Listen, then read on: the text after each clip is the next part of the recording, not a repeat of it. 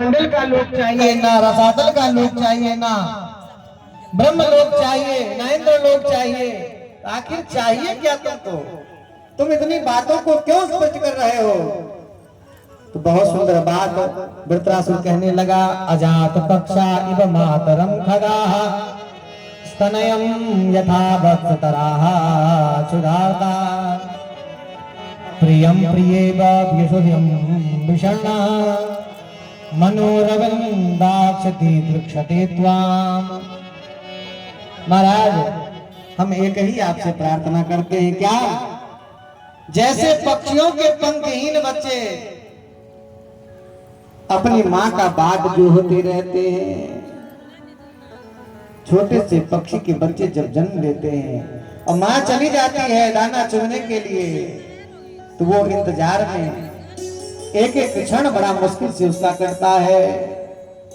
जैसे पक्षियों के पंख विहीन बच्चे अपनी माँ की बात जो होते हैं, जैसे भूखे बछड़े अपनी माँ के दूध को पीने के लिए आतुर रहते हैं, दूर से गौ देख ले आते हुए तो उनके बच्चे कूदने लगते हैं, छलांग लगाने लगते हैं। और महाराज, इससे भी स्पष्ट न हुआ तो प्रियम प्रियैव विशुद्धं विषण्णः, जैसे वियोगिनी पत्नी अपने प्रवासी प्रियतम से मिलने के लिए व्यथित हो रही, उत्कंठित रहती है, वैसे ही हे कमल नयन भगवान, मेरा मन आपके दर्शन के लिए छटपटाता रहे। हमें आप मिल जाओ ऐसी कामना नहीं है, हमें मोक्ष मिले ये भी कामना नहीं है। आपके याद की जो विरह है वो हमें दीजिए।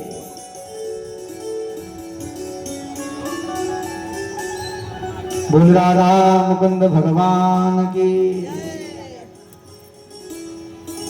ये भाव है वृत्रासुर के।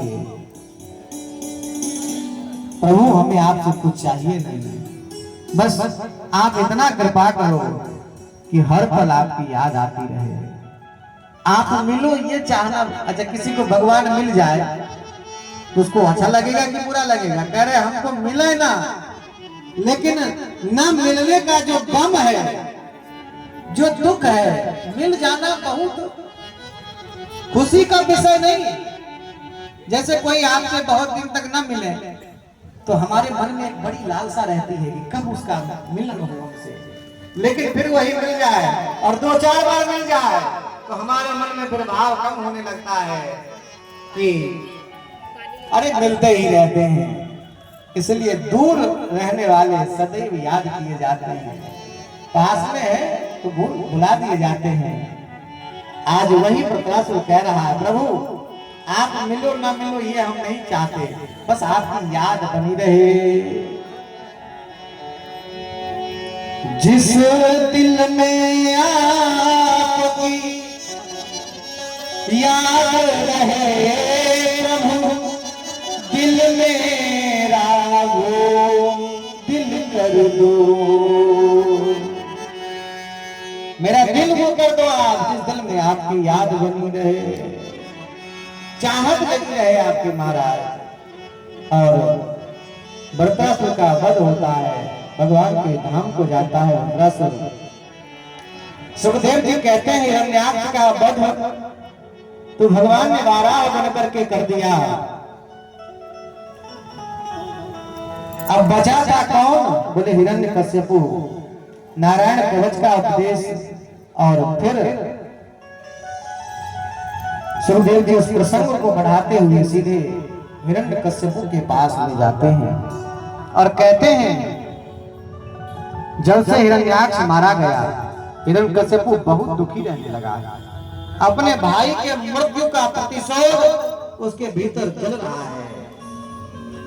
जंगल में जाकर के तपस्या किया है। अच्छा, आसुर लोग भी बड़े मायावी हैं। पहले जाकर के जंगल में भगवान से वरदान प्राप्त करते हैं, खूब तपस्या करेंगे, फिर वरदान पाएंगे और फिर उन्हीं से लड़ेंगे। तो संत ने कहा कि ये कौन है? बोले ये खल है। खा मतलब खाना और ल मतलब लड़ना। बोले इसमें एक शब्द और जोड़ दो, जिसका खाना उसी से लड़ना। ये खल का परिभाषा है, ये दुष्ट का परिभाषा है।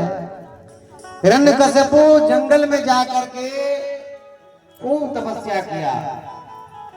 ब्रह्मा जी प्रकट हुए, बोले वरदान कहो क्या दे दें। बोले हम मरे ना। बोले ये तो संभव नहीं है, मरना तो पड़ेगा भाई।